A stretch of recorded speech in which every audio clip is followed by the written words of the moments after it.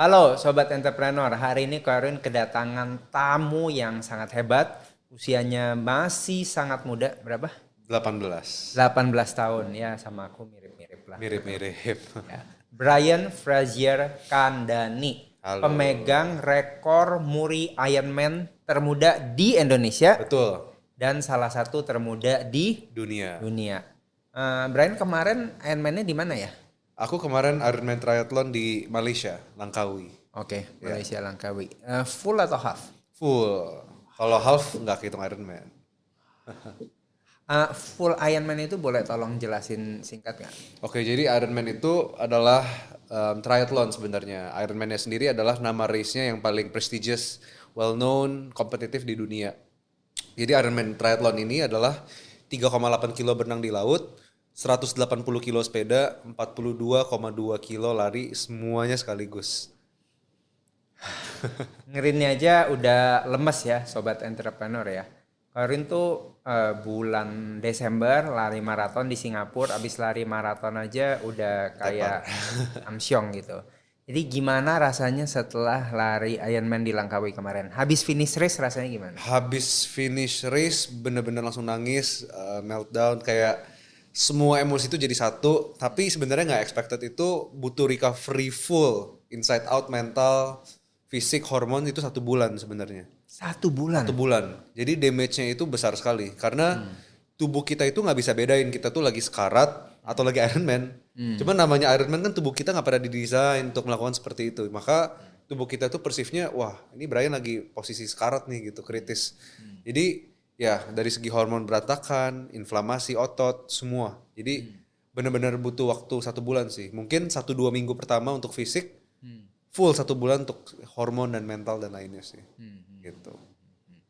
Oke, jadi Brian preparationnya apa tuh untuk siapin Ironman itu? Preparationnya biasa untuk orang lakukan Ironman biasa orang butuh 1 sampai mungkin 2 tahun atau mungkin mereka ikut half Ironman dulu. Cuman aku dalam 8 bulan belum bisa sepeda, belum bisa renang sama sekali, langsung hajar full Ironman langsung. Jadi peak weeknya itu kurang lebih seminggu latihan 20 jaman lah. Seminggu latihan 20 20 jam. jam. Mungkin Senin sampai Jumat, weekdays itu 1 jam pagi, 1 jam malam. Sabtu itu yang paling gila, bisa 7 jam sehari. 7 jam sehari Iya. ngapain aja? 6 jam sepeda, 1 jam lari. Terus minggunya paling tinggi 3 jam lari gitu. Jadi ya itu pun netnya kan, belum grossnya kalau aku harus bawa sepeda ke bengkel, harus OTW ke tempat latihan, pulang ke tempat latihan. Mungkin kalau full ngambil waktu saya bisa mungkin 25-26 jam. Seminggu. Iya. Oke, you're still very young, maksudnya baru 18 tahun, ya mirip kayak aku sih. Heeh. Tapi kenapa bisa seambis itu? Apa tujuannya? Sebenarnya cuman doing the impossible aja sih. Awalnya aku cuman pelari kasual, lari. Tiba-tiba sering pas sudah nyemplung ke lari, banyak denger Ironman. Gila bray, lari doang masih ada Ironman. Ketika aku denger Ironman itu apa? 3,8, 180 kilo sepeda, berenang, lari. Pas pertama kali denger itu aku first impressionnya kayak gila ini mustahil ya. Tapi setiap kali ada gila kata mustahil kayak gitu, selalu dalam diri aku ada satu kata lagi, what if. What if bisa gitu. Jadi kepikiran setiap kali lari, aduh apa berenang sepeda ya, what if bisa. Jadi sebenarnya aku nggak pernah melakukan segala sesuatu untuk membuktikan ke orang lain, sebenarnya pembuktian diri sendiri aja sih. Gitu bahwa ya tagline-nya Ironman sebenarnya apa? Anything is possible, slogannya Ironman itu. Jadi bener sih kebukti ya, anything is possible gitu. Nah itu sobat entrepreneur ya. Jadi ini kita bisa belajar dari adik kita yang masih sangat muda, 18 tahun. Udah kayak anak sih sebenarnya. Adik kita yang masih sangat muda bahwa anything is possible. Kalau kita benar-benar put in the effort ya. Walaupun it's a crazy effort ya. 25 to 26 hours a week. Terus capek banget pasti. Aku yang Capek banget. cuman siapin maraton aja udah capek banget. Apalagi kamu kan. Kamu kan masih ada bisnis juga gitu yang nanti kita mau bahas. Nah, Bray, jadi sebelum kita masuk ke bisnis, aku panggil Bray aja ya. Siap. Nah, sebelum kita masuk ke bisnis kan ini lagi heboh nih kemarin si Steven Wongso katanya habis ketemu kamu juga kan. Iya Yang dia kemarin habis ngomong ketemu tuh.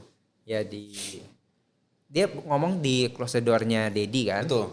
Bahwa dia itu ambisi karena ikut turnamen di Korea ya kalau nggak salah ya. Oke. Makanya dia pakai drugs dia suntik peptide dan semuanya lah, itulah yang dia pakai gitu. Tapi akhirnya kan dia dimarahin sama Adirai. Nah kalau menurut Karin mau nanya nih, jadi kamu sendiri dalam persiapan kamu menghadapi Ironman ini, kalau boleh sharing, kamu ada pakai drugs juga atau enggak, atau what makes you decide to use or not to use it gitu? Aku clean sih, karena aku pikir Neti berarti. neti. Dulu aku juga sempat powerlifting, lumayan, semua neti sih sampai hari ini. Karena aku mikir at the end of the day buat apa? Karena kan aku pengen buktiin ke diri sendiri kapasitas tubuh aku tuh bisa apa. Tapi kan with drugs itu udah bukan kapasitas real aku. Itu kayak Enhance udah lebih cepet, recovery lebih cepet. Jadi kayak udah bukan kapasitas tubuh aku lagi, dan long term kan damage sebenarnya. Jadi aku pikir what for sih. Aku di sport ini kan doing it for passion, bukan, mungkin aku lebih ngerti lah kalau orang yang punya doing this sport for life, kalau nggak juara nggak dapet duit, nggak bisa makan. Jadi mungkin ya what it takes-nya untuk push through the body's punya capacity kan. Tapi sedangkan setauku juga pro athlete Ironman ban kok, nggak boleh doping gitu. Gitu. Jadi walaupun aku yang non profesional boleh doping sebenarnya, cuman ya decide not to aja sih, karena I don't see what's the point. Cuman mungkin si Steven Wongso, walaupun aku nggak gitu pernah ngikutin pergerakan dia di media, baru pertama kali ketemu kemarin, juga I think ya as long as dia jujur with intentionsnya apa dan tidak menjerumuskan orang, ya I think it's fine sih gitu. Cuman mungkin kan yang ditakutin sama Aderai, dan akhirnya mungkin kenapa Deddy Corbuzier decide to bring them together kan, karena Close the Door itu kan punya ditonton jutaan orang ya, jutaan orang, dan impactnya gede. Takutnya nanti kan anak-anak muda kan mereka malah ngerasakan, oh if I wanna gain fast success, jadi I just use drugs itu, which is equal to kalau misalnya kalau gue mau sukses di dalam pekerjaan, dalam bisnis, berarti ada shortcut nih yang mau diambil gitu loh, maksudnya instead of working hard, planning it well gitu kan, and doing the right thing gitu. Jadi menurut kamu ya it's best kita kan nggak pakai drugs, kita neti, tapi kita just push ourselves ya to the limit berarti ya. Tapi I think ya kemarin ketemu Steven Wongso juga dengar sedikit dari dia, I think with drugs he also train harder than all of you gitu. I see. Jadi I think that's the mindset yang dia punya sih. Using, I think even I'm not a drug user, tapi if you use PEDs, performance enhancing ya, drugs untuk sebagai atlet, I think it's not about untuk jadi alasan kayak kalau gue udah pakai drugs gue latihannya bisa lebih turun. Betul. Tapi justru karena lu udah max out di training lu sekarang, lu udah max out semua capacity lu, baru drugs itu untuk naikin capacity-nya lebih lagi. Bukan untuk sebenarnya training under capacity dan tetap perform gitu. Jadi I think buat yang benci Steven Wongso, dari kemarin aku lihat dia di gym, mungkin ya tebakanku ya 90% hatersnya pun Steven Wongso itu latihan lebih keras dari 90% hatersnya yang bilang dia pakai drugs sih. Pasti. Gitu. Soalnya kalau enggak badan dia enggak mungkin langsung gede banget kayak gitu. Mungkin. Iya. Jadi maksudnya ya biarpun kita cheat, biarpun kita ada shortcut. Maksudnya kalau orang sekarang tuh mungkin bilangnya privilege ya, mungkin ya. I'm a second generation. Ya karena I'm a second generation, cuman kadang-kadang kan dipikirkan second generation berarti lu nggak usah kerja keras, lu santai-santai aja. Tapi sebenarnya ya biarpun kita udah itu, kita tetap harus work hard maksudnya kan. Of course. Ya, tapi suggestion kita tetap sebisa mungkin don't use performance enhancing drug. I think so. Ya, tapi ini kita ngomongnya drugsnya bukan drugs narkoba ya, sobat entrepreneur ya. Tapi ini performance enhancing drugs. Salah paham. Ya, yang dipakai untuk membooster kapasitas tubuh. Misalnya kayak high growth hormone, testosteron gitu-gitu ya. Something like that.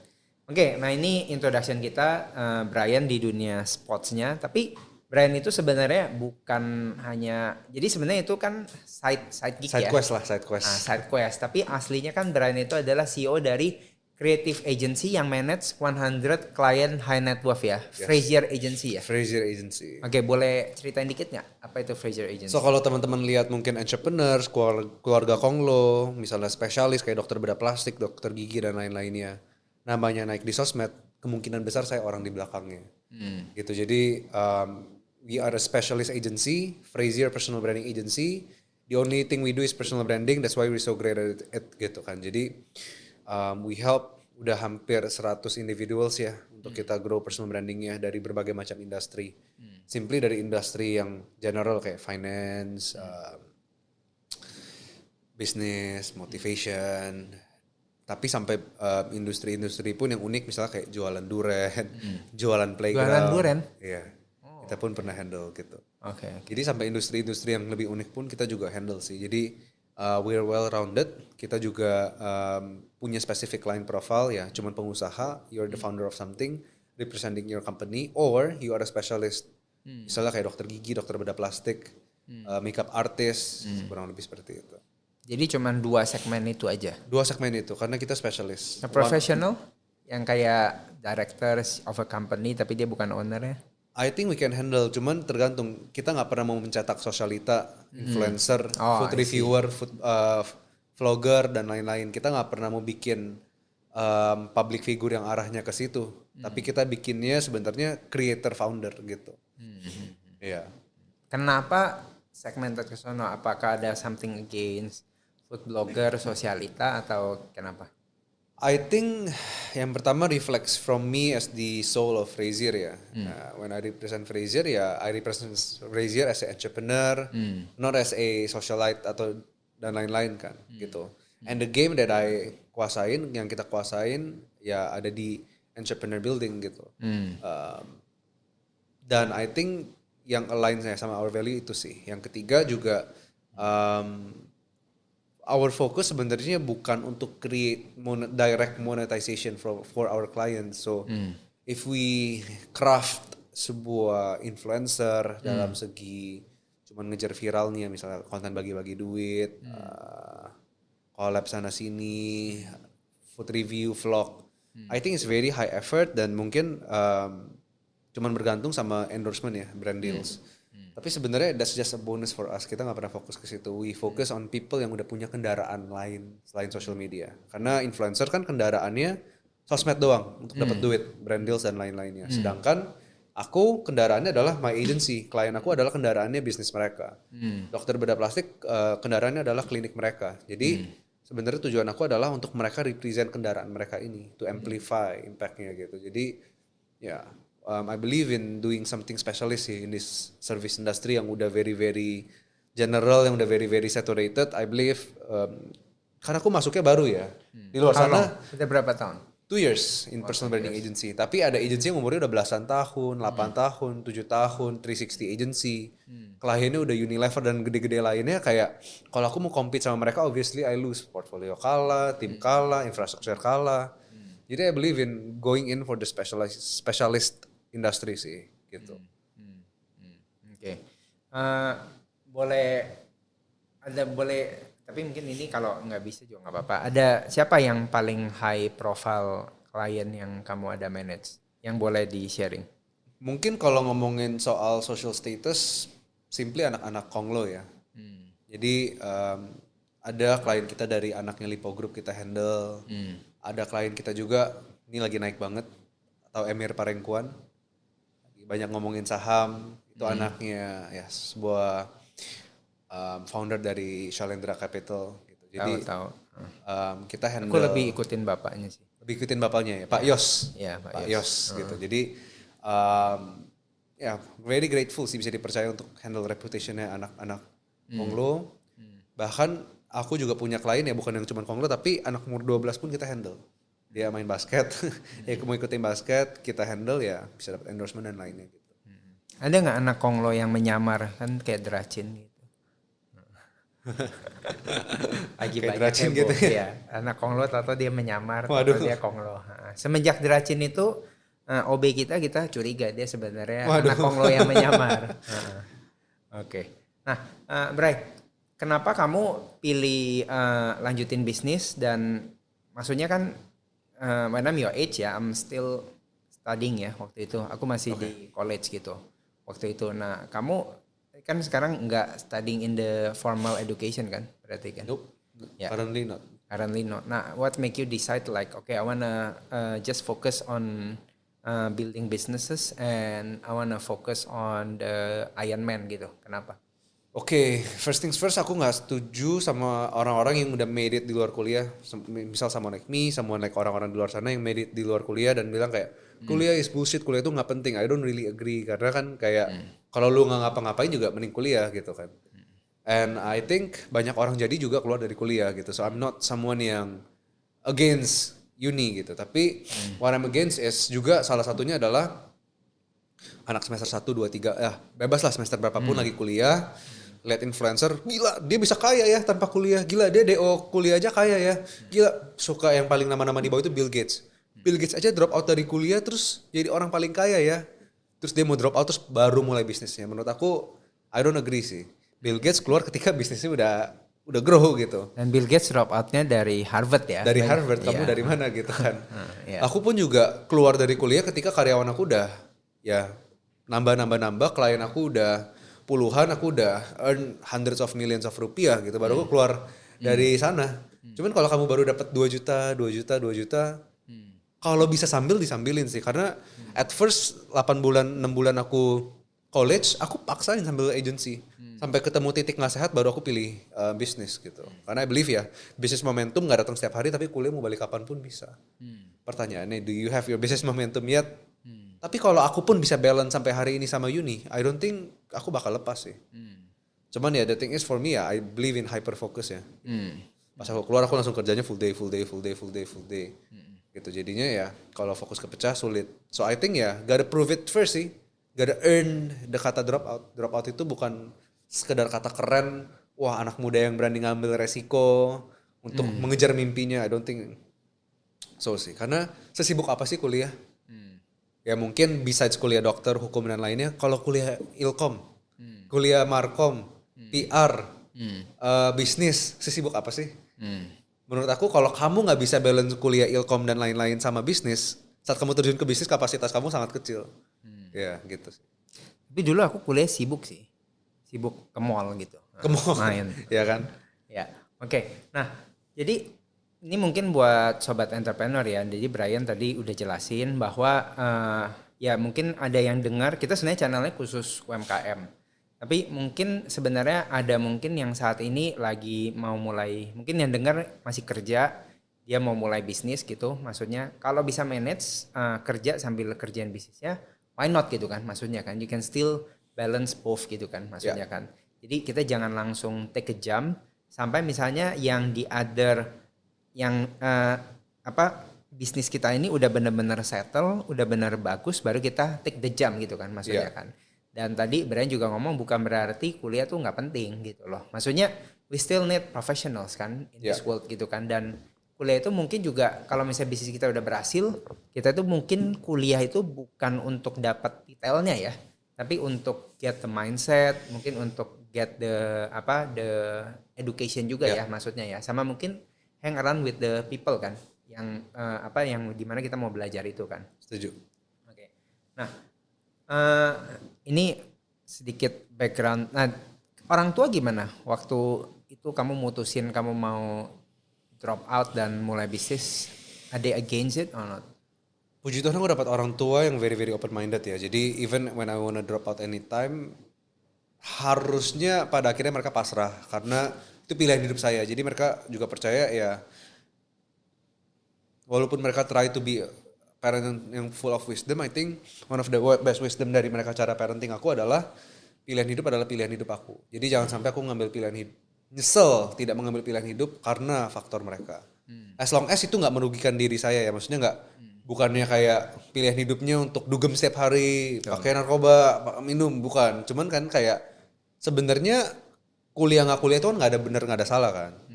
Jadi masih dalam ranah tidak ada kesalahan. Maksudnya kalau udah benar dan salah, mereka firm gitu sebagai orang tua. Cuman kalau dalam segi kayak kuliah nggak kuliah kan nggak ada benar salahnya. Mereka lebih ke walaupun susah di awal, cuman mereka let go. Nah tapi resistennya itu sangat besar di awal untuk mereka persuade saya tetap lanjut. Yang pertama udah dibayar kan terakhir kuliahnya itu pun juga program ke luar negeri.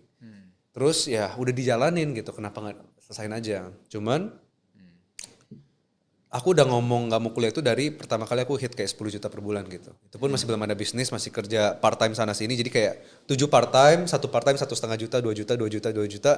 Pokoknya underpaid semua tapi kerja pagi sampai malam setiap hari akhirnya dapat juga kayak 10 juta per bulan kan.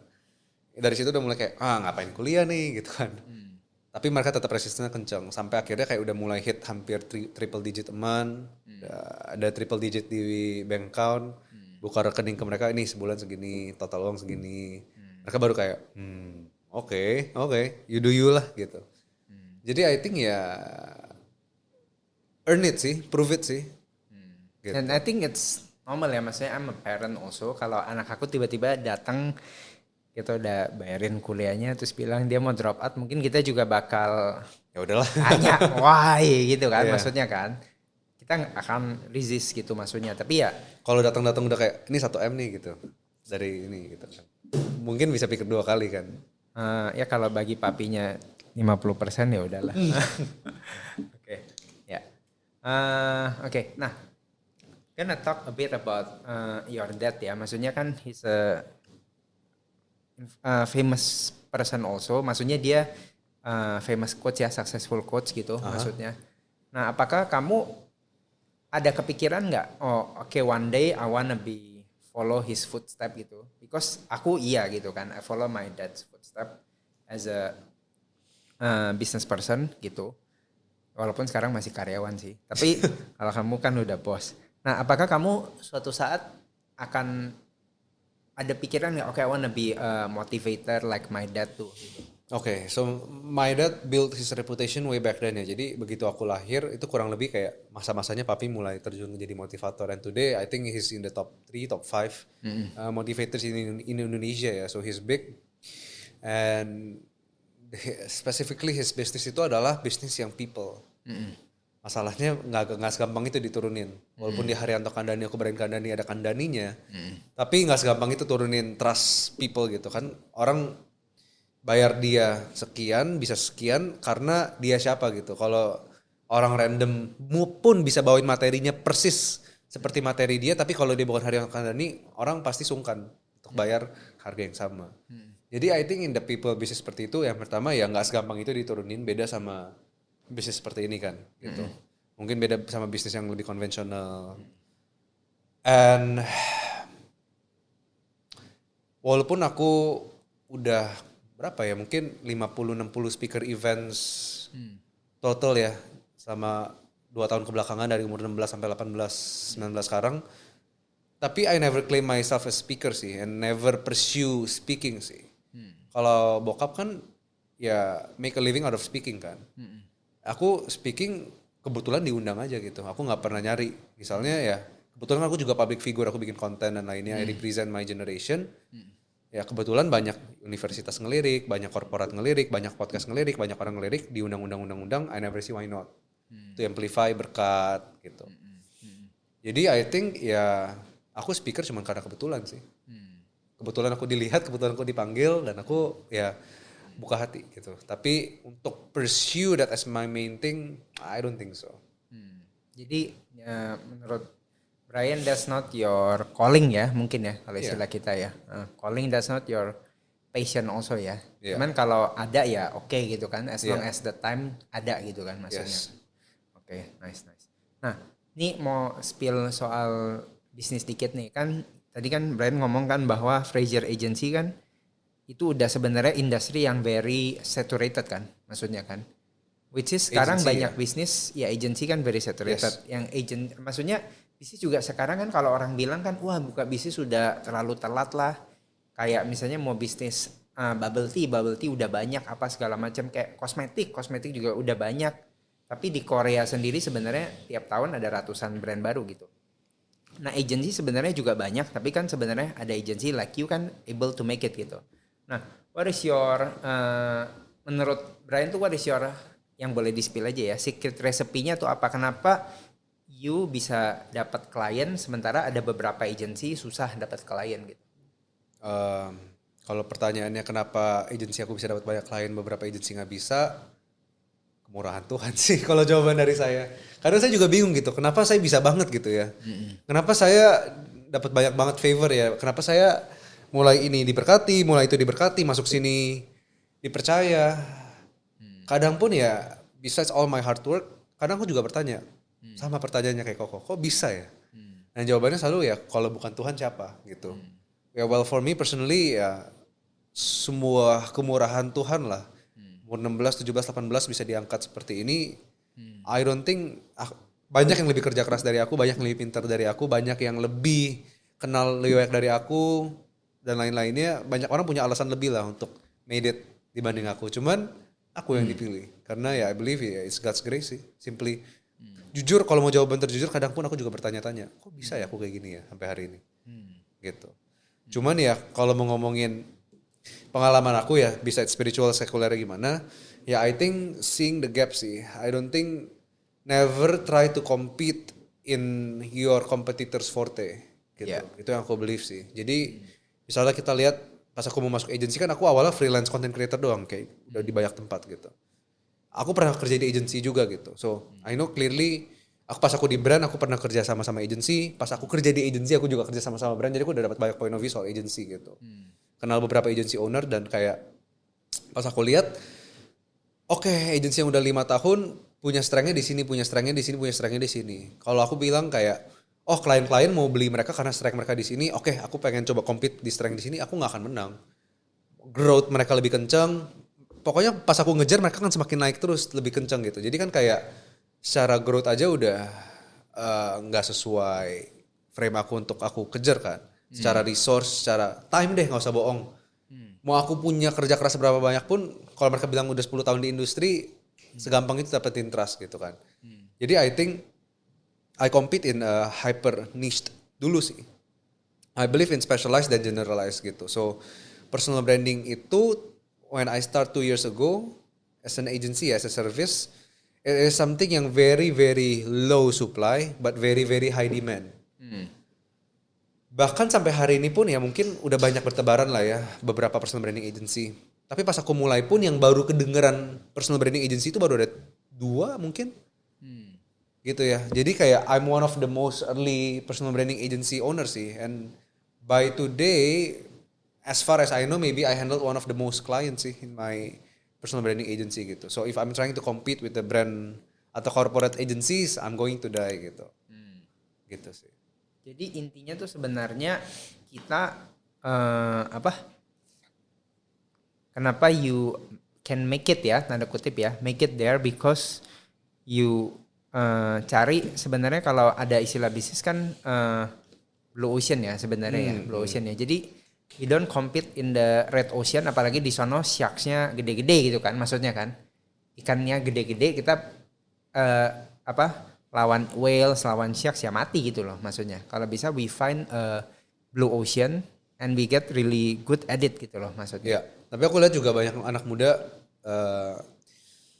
mencoba untuk bergelut di blue ocean tapi marketnya masih belum ada needs-nya gitu. Misalnya mereka bikin software as a service, misalnya mereka bikin service ABC yang mungkin works di luar negeri gitu ya. Tapi pas mereka bikin di sini tuh kayak I'm the first nih, belum ada yang bikin nih, tapi di US aja udah sukses. I think itu bisa jadi benchmark, tapi aku lihat juga banyak kasihan pursue something yang marketnya nggak ada yang mau gitu. Jadi mungkin Market too small ya. mereka cuma lihat low supply gitu.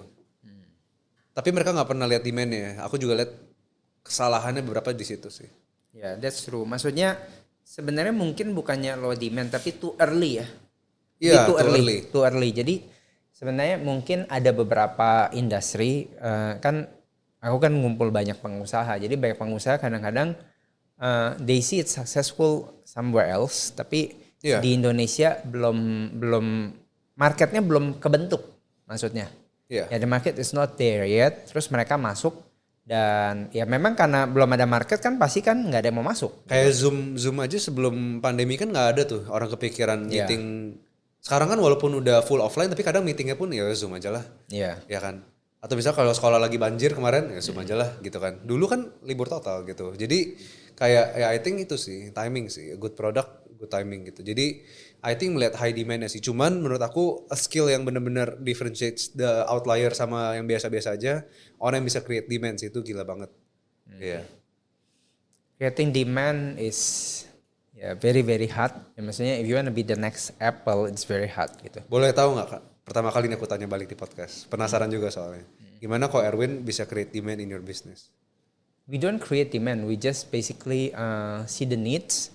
Sometimes ini contoh yang kayak most of our businesses kita itu biasanya we don't create the demands. You don't create demands. Ya we just karena kita udah di industri lama, jadi we know apa yang laku, apa yang enggak gitu loh. Oke. Jadi kita cuman try to maintain our reputation aja. Kita punya kita kan B2B ya. Yeah. Maintain our reputation. Barang kita bagus, kita nggak bohongin orang gitu loh. Maksudnya we try to give a good service juga ke orang gitu. Tapi kalau yang salah satu produk kita kan yang jeda Hercules kan dulunya belum ada. Terus kita bikin dan demand-nya ada gitu. Nah we see the needs yang orang sebenarnya nggak tahu dia perlu. Iya. Tapi ternyata dia perlu. It's creating demand ya.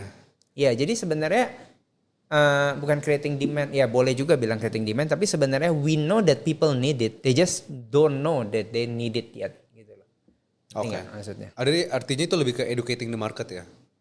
Iya, educating the market, and ya itu kan gampang-gampang susah ya, gitu, maksudnya. Oke. Kayak personal branding kan sebenarnya mungkin kenapa saat ini yang personal branding, yang agency fokus on personal branding, kenapa mungkin saat ini orang belum banyak banget yang terkenal gitu. I know a few juga sih. Maksudnya ya karena mungkin banyak orang ngerasa bahwa personal branding itu nggak perlu juga gitu loh maksudnya. Banyak orang kan merasakan oh yang penting brand gua terkenal gitu, barang gua, produk gua terkenal. Tapi kitanya sendiri nggak perlu tanda kutip dijual gitu loh. Iya.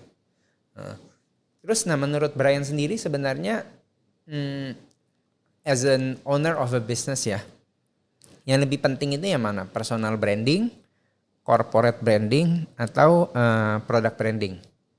I think gotta be well rounded ya. So balik lagi kalau tujuan untuk omset bisnis betul ya. I think kalau balik lagi untuk omset bisnis selalu datang lagi dari sumbernya sih. Namanya omset bisnis ya. I think foundationnya adalah ya corporate branding ya, brand brandingnya dulu gitu. Karena gini, kalau aku punya rumah, aku pengen ramein rumahku, yuk main ke rumahku asik gitu kan. Karena rumahku anggaplah bisnisnya gitu. Tujuan utamanya adalah untuk meramaikan rumah, meramaikan bisnis. Aku kan owner rumahnya. Tapi kalau rumah aku masih bau sampah, masih geletakan sana sini, nggak ada sofa, semua orang duduk di lantai, aku ajak main ke rumah aku, kayaknya nggak ada yang mau juga, walaupun aku reputable gitu. Jadi kalau aku fokus ke akunya doang keluar representing my house-nya aja masih belum representable, I think what for gitu kan. Akhirnya personal branding kan sebenarnya juga kalau tujuannya pure untuk misalnya ke business and offset, representing the company ya, representing the company-nya udah representable belum gitu. Jadi I think ya benerin dalamnya dulu sih gitu. So I think that's the very basic. Baru I think ya to amplify and to build depth ya personal branding is much needed sih. If we see ya sekarang misalnya kayak Andrew Susanto gitu, udah punya triliunan, sebenarnya ngapain maju lagi gitu kan. Ya tapi we see a lot of entrepreneurs know gitu bahwa brand is only a brand but people buy people. People trust people, people follow people gitu. Ya, jadi I think itu sih the power of a founder behind a brand is very very significantly impactful to the brand if done right gitu.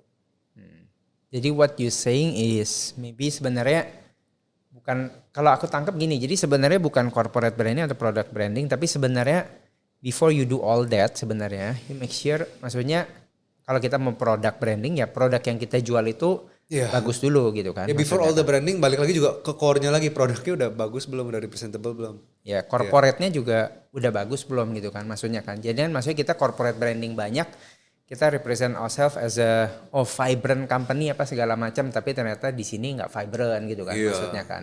Gitu. Oke, jadi maksudnya what we are selling what we are branding need to match with the real thing kan maksudnya kan. Of course. Nah, tapi kan sekarang nih ada fenomena yang dulu itu lagi banyak banget, yaitu kan kue-kue artis lah, F&B, artis-artis bikin F&B yang banyak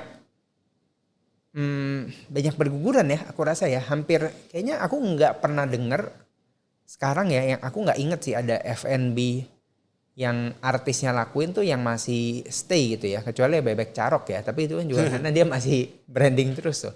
Tapi ya kecuali ya kayak close the door, tapi karena aku ngerasa kadang-kadang orang itu jual personal branding tapi dia nggak ada core di bisnisnya itu ya, masalahnya ya. Jadinya akhirnya bisnisnya nggak bisa sustain aja kalau cuman jualin dari personal figure kan, benar nggak? Ya, I think kayak gitu sih sebenarnya aku cuman in for the money sih. Maksudnya lagi dapat big momentum, buka cabang-cabang, omset, take profit, udah habis itu cut loss kan. Tapi at the end of the day kan yang penting mereka net profit gitu kan. Jadi I think juga sebenarnya ya itu bukan sesuatu yang seksi yang if I were them I would build sih. I would rather have something not as boom boom boom boom boom tapi lebih sustainable sih gitu. Cuman I don't see what's wrong juga sih kalau mereka bisa benar-benar manfaatin pas mereka lagi boom, even though mungkin pas ada lossnya ya untuk nutup-nutupin cabang. Cuman kalau mereka udah gain profitnya luar biasa, ya I think oke sih. Tapi yang mungkin disayangin SDM-SDM-nya aja yang di cut off semua ya. Tapi these things kalau aku bandingin ya sama kita ngomong salah satu selebriti yang dulu orang ngenyain dia, tapi sebenarnya si prove it gitu loh. Contoh kayak Paris Hilton ya. Paris Hilton kan orang kan nganggap dia itu kan outcast of the Hilton dynasty kan sebenarnya kan. Dia ada video, you know lah, ada famous video. Tapi actually kan dia manfaatin dia punya fame. Tapi sampai saat ini kan dia masih sustain maksudnya. Paris Hilton bisnisnya juga masih ada. Terus ada lagi mungkin kayak the power couple ya. Maksudnya kayak David and Victoria Beckham gitu loh. Maksudnya.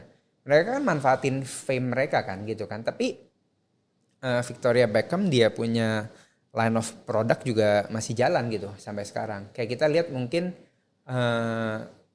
ini aku banyakkan sih karena yang Hollywood yang aku lihat yang lebih sustain ya gitu ya maksudnya. I think karena they live their product sih. And I think also mungkin orang-orang ini memang mereka tuh bukan cuman jualan fame, tapi they have mungkin kayak partner yang bisa incorporate the business ya. Itu penting. Karena aku lihat kayak simply mungkin yang berguguran di Indonesia, mereka I believe in mungkin yang kayak David Beckham dan lain-lainnya tadi yang manage to sustain and be successful ya. I think ya their product is their identity gitu. Kayak literally mereka hidup setiap hari beda-beda cerita di media tapi the product is them gitu. It's part of their identity. Sedangkan banyak orang sekarang kira mungkin kalau misalnya nasi goreng tinggal dinamain ada nama Brian, nasi goreng Brian itu udah jadi identitas saya gitu. Terus di logonya ada muka saya, ada muka selebgramnya gitu. Padahal Anda nggak makan nasi goreng. Iya. Kecuali pas lari. Gitu. Padahal iya. Jadi mereka kira identitasnya itu cuma purely nama restorannya, taruh muka mereka, taruh nama mereka, di posting-posting udah identitas. Menurut saya kalau itu nggak dihidupin, ya hidup kamu terus berubah-berubah dan ninggalin ini juga kok. Kamu juga sendiri nggak hidupin gitu. Nah ini pelajaran ya buat para sobat UMKM. Kalau kamu udah mau grow your business, go to the next level, kamu mau mulai product branding, corporate branding, atau misalnya juga personal branding, make sure that kamu punya branding itu match you punya identity, match you punya corporate, dan match you punya produk gitu ya. Jadi kita harus align, kalau bahasa kita tuh harus ada integrity-nya ya. Integrity, that's a nice word. Ya, integrity. Oke. Jadi kita jangan cuman branding, tapi sebenarnya apa yang kita brandingin, kita marketing nggak sesuai sama barangnya kita kan. Oke. Ya. Nah, Brian kan sekarang udah punya tim. Yep. Berapa orang kalau boleh tahu? Tim under Fraser kurang lebih 20. 20 orang ya. Oke. Nah, banyak kan pasti kan umurnya nih di atas kamu ya? Iya. Pasti ya. Nah, paling tua umur berapa? Paling tua 31. 31 ya. 31 tua ya. Oke, berarti saya tua sekali. Oke. Cuman tim aku rata-rata 23 lah, 23 24. Oke, 23 24. Oke. Nah, how do you lead your team especially at such a young age? Maksudnya kamu kan banyak ada kan mungkin kadang-kadang nih dia lihat nih, ini mah anak bocil lah gitu lah. Ya, yang pertama ya that's my biggest fear di awal sih. Pas aku hire my first 2 employees, jadi terakhir pas aku pertama kali buka kantor cuma ada 2 karyawan. Karyawan yang pertama resign setelah 3 minggu. 3 minggu. Padahal gaji aku bener gitu. Yeah. Cuman dia nggak bisa lihat masa depan di perusahaan ini gitu. Kayak dia bilang gila jujur kena mental sih kok. Saya kira ini perusahaan gede. Saya masuk cuma bertiga di ruangan kecil. Oke. Terus kayak dulu dia aja masuk nggak ada kontrak kerja. Iya. Nggak ada jenjang karir, nggak ada kejelasan WFH, SOP, cuti, reimbursement, THR, banyak governance-nya kosong. Nggak jelas. Simply karena aku nggak tahu gitu kan. Iya. Cuman karena itu terjadi, Oh, ternyata harus ini, harus ini, harus. Jadi kayak bener-bener huge HR knowledge turning point Iya. setelah dia keluar gitu. Iya. Jadi menurut aku itu sih it's also one of my biggest fear ya. Terakhir aku masih 16 pas aku hire. Masuk-masuk orang-orang umur 23, 22. Itu kan kayak ya walaupun age gap-nya nggak jauh-jauh amat, cuman literally aku 16 nih umurnya kan. Gitu, dan aku nggak gitu ngerti banyak soal bisnis juga gitu, just burning the boats, just doing the action. Jadi my biggest fear itu sih. Cuman ya ditarik sekarang I learn beberapa hal sih. Yang pertama value. I think even if I'm 30, I have a big company, if I don't have a good value to offer besides money only ya, I think people is not going to stay sih. People are here only for the money, not for the company, not for me. I think what's the point gitu. Simply tinggal perusahaan lain tambah 200.000, 300.000, 500.000, 1 juta, keluar, pindah gitu kan. And yang berikutnya adalah dream sih. I then mentored by my mentor ya, how to lead up gitu ya, by age. Simply ya, people couldn't resist if their dream itu vehicle-nya bisa di my company. Bukannya kayak dream yang McLaren 1T dan lain-lain ya, cuman maksudnya kayak what's your 2 years dream yang realistic gitu. Oh, saya mau pay adek aku punya kuliah, mau beliin orang tua motor, mau misalnya ada yang bilang mau dapat 10 juta per bulan, 15 juta per bulan. Then I should treat their dream as my dream sebenarnya. Sebenarnya my dream is simple. I have 20 dreams. My 20 dreams adalah all my employees dreams gitu. 21 and satu lagi Fraser Agency punya dream gitu. So I think ya simply by knowing their dream apa and laying out the plan buat mereka. Hey, if you do this, you do more of this. I think you might get there in 2 years, even in 1.5 years gitu in Fraser. Only if lu bisa perform gini. So not only mereka can know kenapa mereka should push themselves harder, even I get more value kan dari mereka, tapi I also can provide more value. Jadi aku seneng banget kalau paychecknya karyawan aku tuh gede-gede, gendut-gendut. Bukannya aku rasa kayak gila boros ya bayar buat dia, cuman kayak kita udah punya dealnya, kalau lu bisa dapat paycheck tinggi, lu keren gitu. You're impactful to my business gitu. Jadi ya I think simply itu sih dream. Jadi number one tuh value, terus sebenarnya satu lagi kalau aku dapat, you create a structure juga ya. Awal-awal kan nggak ada structure kan maksudnya kan. Jadi sekarang kan udah ada structure, terus you try to help. Jadi you bukannya maksudnya gain from the people, tapi you help them to gain their dream. Terus akhirnya kan they will help you to gain your dream also kan. Yes. Jadi it's reciprocal gitu loh. Reciprocal. Nah, ya ini juga mungkin pelajaran buat sobat UMKM bahwa ya maksudnya kita kalau perusahaan kita semakin gede ya pastinya kita harus punya struktur yang baik juga secara HR ya. Of course. Secara HR, terus leadership kita juga bagus dan kita juga harus kasih nilai buat tim kita. Nah tapi kan kalau misalnya kita ngomong getting dream, kalau 20 people itu masih oke lah ya maksudnya ya. Tapi if you lead like 300, 400 people kayaknya kan nggak mungkin ya kita. Aku nggak tahu sih if you are Superman bisa gitu. Tapi kayak 300, 400 tuh kayaknya susah sih menurut aku to be too personal with your team gitu. Nah, you pernah bayangin nggak if later you lead 100, 200 employee, are you gonna make some changes to it? Of course, yang pertama belum kebayang how to have 300 employees pun aku belum kebayang road to kesananya gimana. Masih gelap lah. Tapi ya pelan-pelan ya buka satu-satu kan. Dari mapnya kan maksudnya gelap sana, aku lagi step by step nih gitu. Jadi kalau ngomong 300 jujur belum kebayang sama sekali, tapi aku udah melihat banyak dan aku udah banyak bertanya. Ya maybe simply what I see from them is they have their core team sih. Simply it's always 20 and 20 people gitu. Mungkin belajar dari Alkitab juga ya.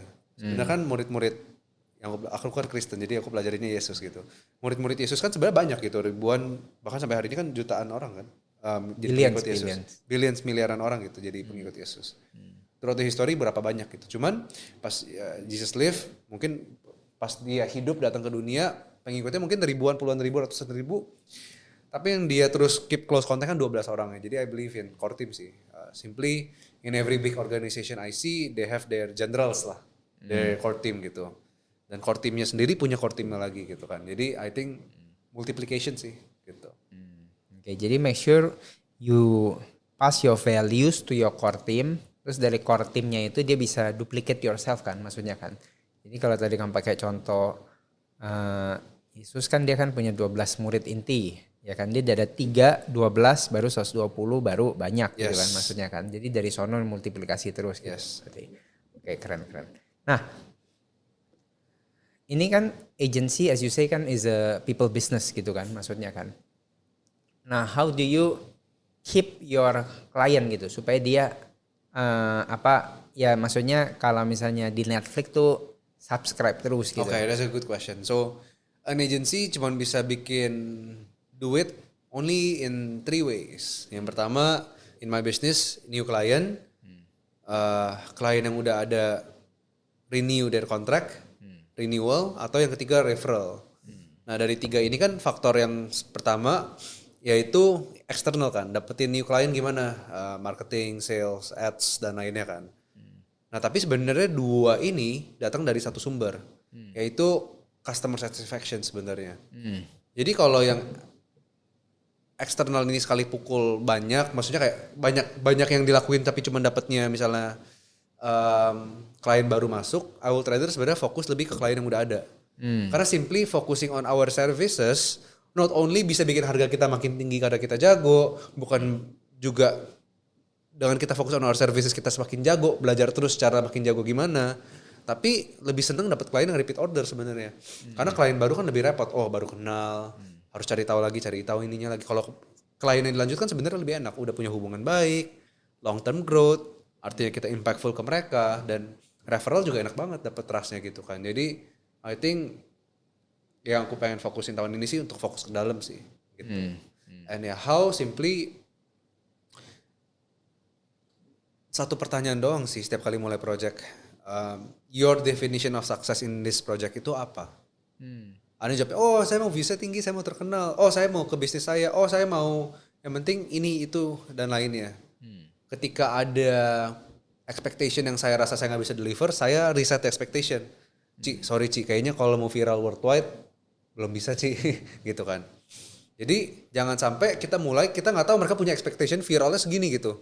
Kita kira ini udah more than enough, ternyata ada gapnya gitu kan. Jadi tujuannya itu sih untuk reset expectation. Atau misalnya ya tahu expectnya di sini jangan sampai expectnya views kita malah dorongnya engagement lain gitu. Atau misalnya fokusnya nggak perlu mau banyak views deh, saya mau sharing apa yang saya tahu aja. Tapi kita bikin konten yang viral terus gitu.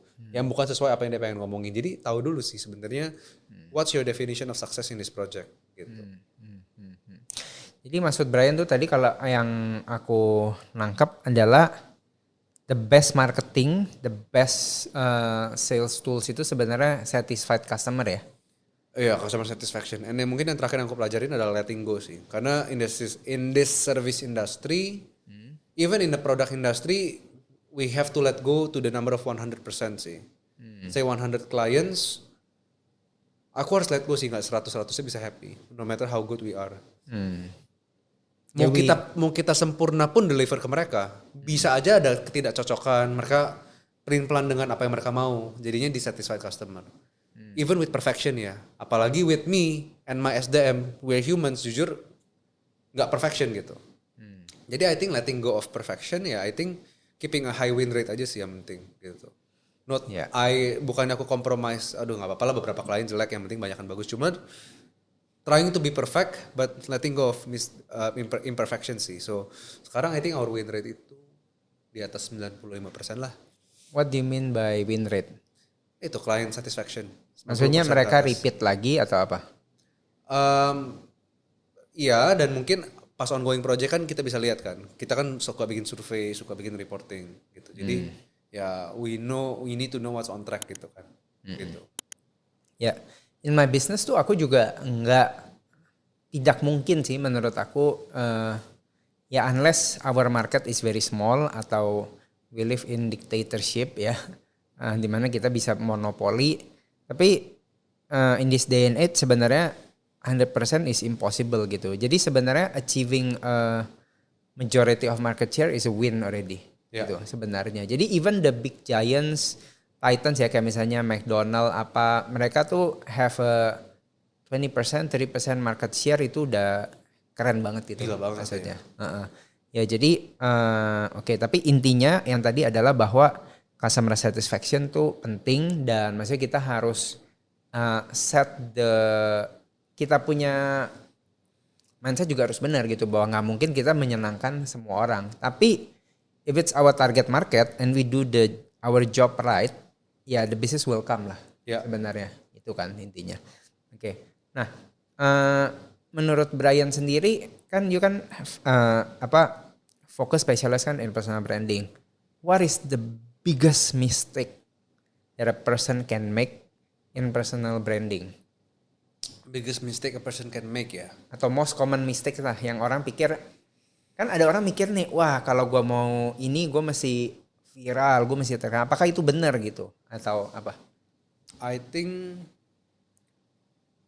biggest mistake is ketika terlalu banyak lihat keluar sih. I think finding inspiration is important, finding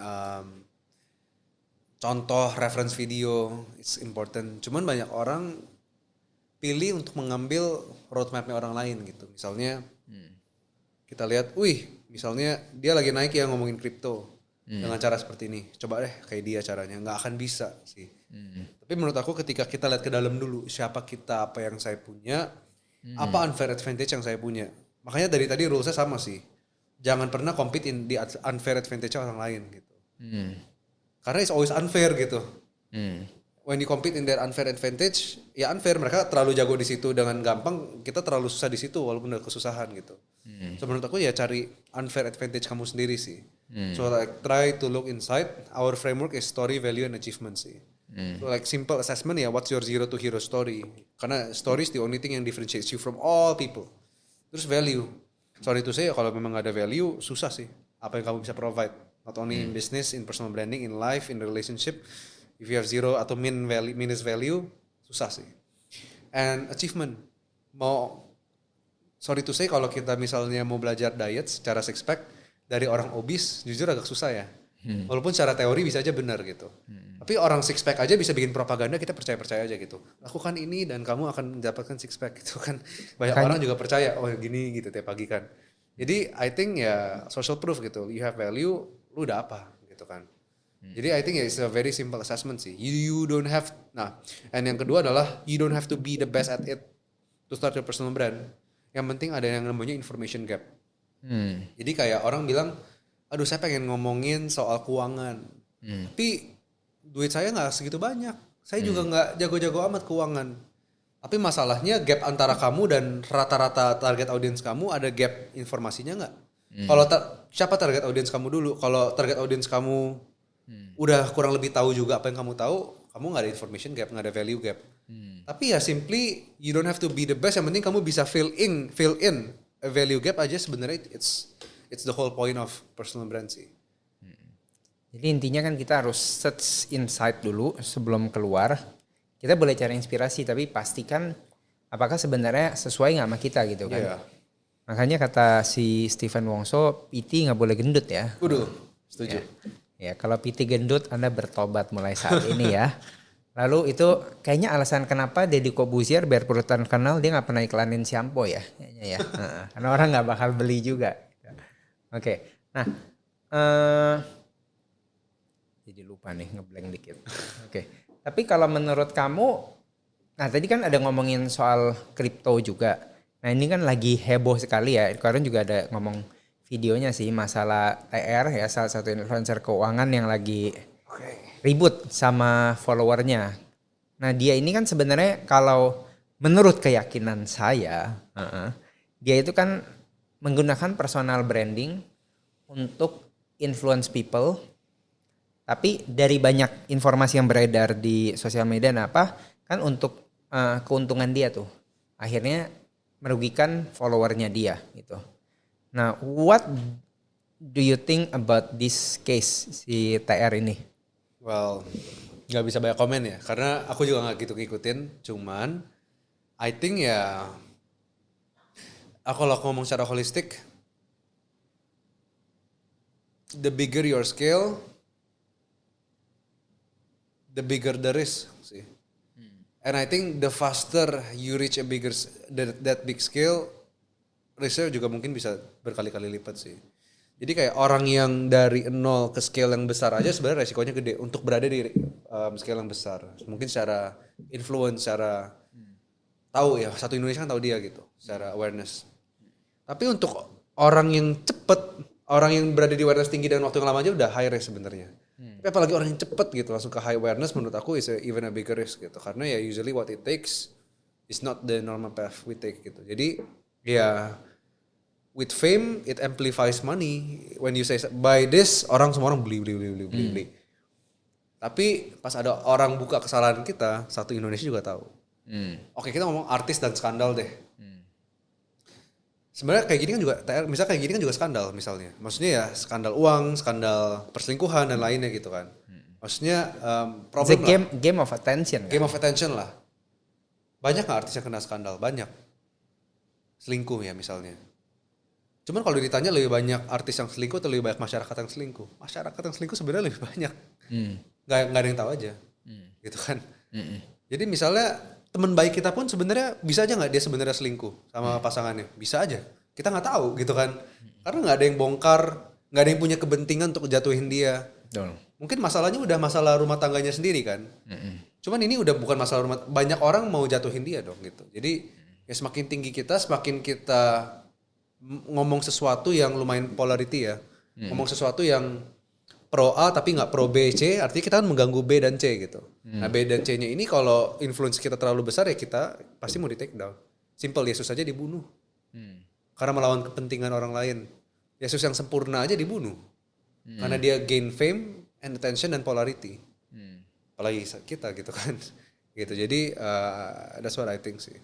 Tapi masalahnya kan sekarang yang di kasus TR ini adalah dia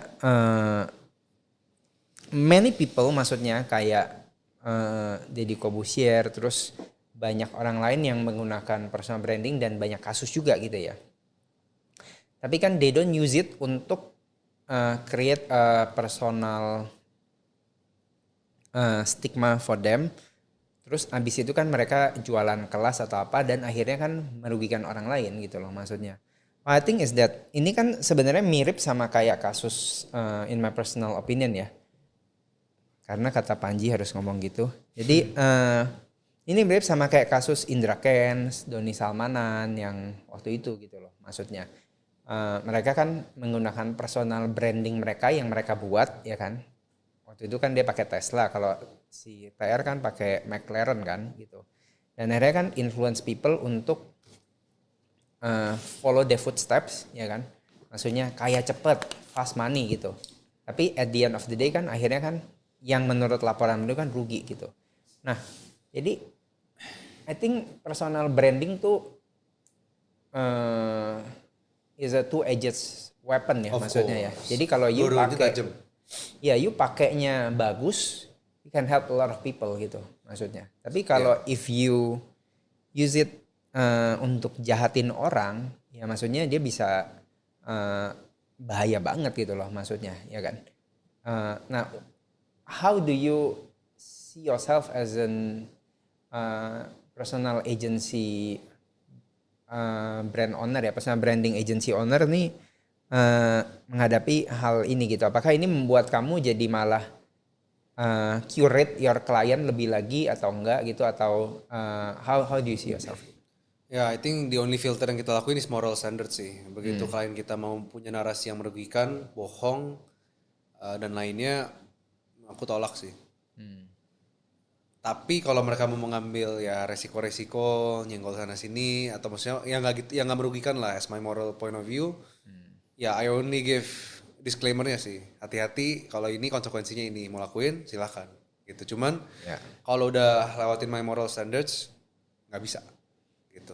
Ya contohnya kayak Panji dengan dia punya mensrea kan sebenarnya tanda kutip dia nggak merugikan siapapun kan gitu. It's very risky because you are going against the big boys gitu. Yes. Okay, I get it. Okay. Nah, you have achieved Muri ya di Iron Man yang menurut aku udah keren banget gitu. I don't know whether in my lifetime I will go for that or not. Tapi what is your next step for you? In this athlete? Ya, in this sports apa gitu? keep the passion burning sih.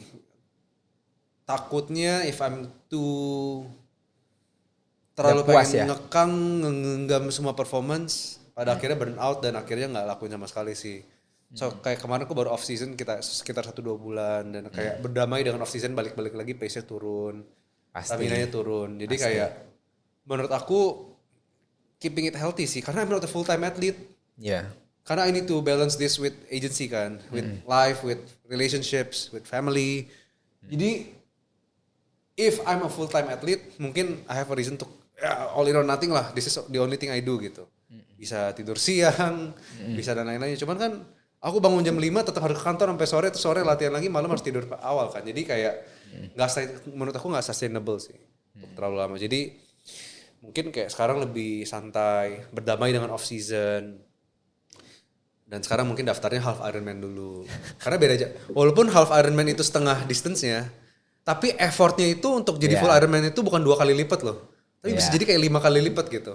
Iya. Dan ya I mungkin maraton-maraton dulu gitu. Jadi Ya. Maraton Pending itu off season guys. pending lah, pending. Jadi nggak terlalu hyper ambisius lah. Tetap mau ambisius tapi lebih wise. Ambisiusnya mungkin ke half Ironman instead of full Ironman gitu. Oke, kalau in business, where do you see yourself? In the professional industry business, where do you see yourself? Jadi mungkin medium term to long term, 2 to 5 years. Be a market leader, stay a market leader, and always strive as a market leader sih. Are you going to branch out? Jadi ini kan sekarang kan banyak kan personal branding. Are you going to focus on that? Are you going to branch out to corporate branding, product branding? Are you going to create your ini kan banyak kan sellingnya services kan? Are you going to create your own product kayak nulis buku atau apa gitu? I think in the short term, I'm still going to press on my unfair advantage sih. Jadi if I'm fighting in the brand itu, ya I'm trying my best scenario is if things are fair kan. But it's never fair gitu. So I think I will still always press on my unfair advantage sih. Personal branding agency gitu. Ya with all the client profiles yang kita udah gain, all our portfolio, I think we have the crazy unfair advantage. Kalau bener-bener nggak di leverage sih sayang sih. Malah fokusnya branch out ke yang terlalu banyak gitu. Jadi I think aku lebih pengen grow vertically sih tahun ini instead of horizontally. Oke, wah keren banget. Brian, do you have any last words buat audience kita? Silakan. Audiensnya ini orang-orang UMKM. Ya, 25 to 45. Abang-abang dan om-om, tante-tante kamu, Jadi silakan. mungkin satu kalimat ya. Tapi don't take this as sombong, tapi take this as encouragement. Kalau aku bisa, om tante pasti harus lebih bisa. Keren banget. Nah, Sobat Entrepreneur, itu hari ini kita udah dengerin dari Brian Frazier Kandani, seorang anak muda yang inspirasional.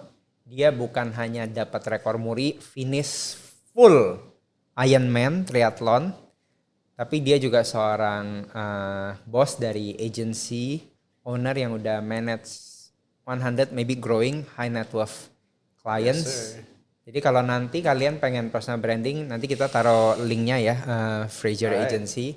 Dan Brian boleh follow link sosmed beliau. Dan kita belajar banyak hari ini dan semoga ini menjadi inspirasi buat kita semua untuk tetap fokus sama bisnis kita. Bahwa bisnis kita kalau benar-benar fokus dikerjain, bisnis kecil bisa jadi besar, UMKM bisa tumbuh jadi national company bahkan multinational company. Alright. Sekian dari Karwin, salam GoM.